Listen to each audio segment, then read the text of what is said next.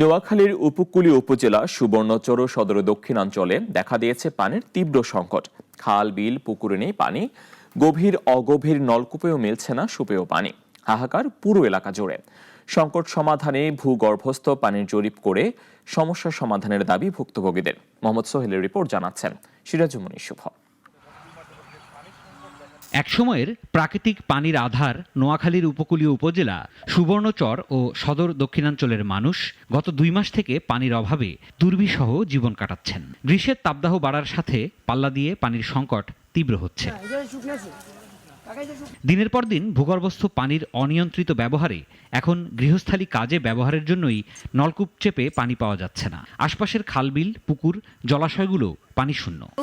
Call আছে, কলে কোনো পানি নেই।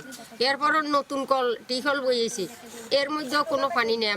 আমরা হারিলেই কোনো উজোলা মারা চাই না, নমাজ কালাম হতে না। এই অঞ্চলে কোনো পুকুর নাই, কিছু নাই। পুকুর হানি হয়ে গেছে ভাই, ছেলে মেয়েলে অনেক কষ্টের মধ্যে আছি। এমন পরিস্থিতিতে হাতে গোনা কয়েকটি পুকুরই এখন স্থানীয়দের শেষ ভরসা। এতে ডায়রিয়া ও চর্মরোগ সহ পানিবাহিত নানা রোগে আক্রান্ত হচ্ছেন মানুষ। রান্না বাইলেও হানি হয় না, গা গোসলাইও হানি হয় না। এখন গরম পড়তেছে, অনেক বাচ্চারা খুব অসুস্থ হয়ে যেতেছে। জেলার সুবর্ণচর ও সদর দক্ষিণাঞ্চলে অপরিকল্পিতভাবে বোরো ইরি চাষ ও অনুমোদনহীন সেচ যন্ত্র স্থাপন করায় এমন পরিস্থিতি বলে জানান সংশ্লিষ্টরা।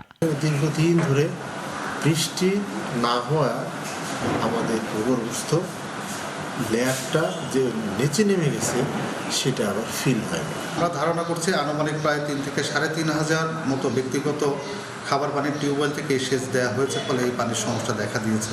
এভাবে চলতে থাকলে কয়েক বছরের মধ্যেই এসব এলাকায় মানুষের বসবাস অসম্ভব হয়ে পড়বে জানিয়ে জরিপ এবং ভূগর্ভস্থের পানি ব্যবহার সীমিত করার কথা বললেন সংশ্লিষ্টরা। গ্রামের পর গ্রাম কোথাও পানি চাপা টিউবওয়েলে পানি আসতেছে না। আমরা গতকালকেও পানির লেয়ার মেপে দেখেছি যে পানির লেয়ার কোথাও 41 ফিট, কোথাও 45 ফিট নেমে গিয়েছে।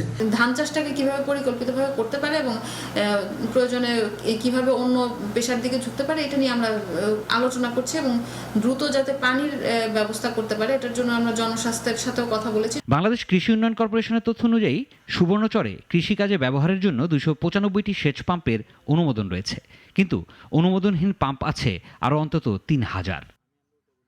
সিরাজুমনি শুভ, নাগরিক।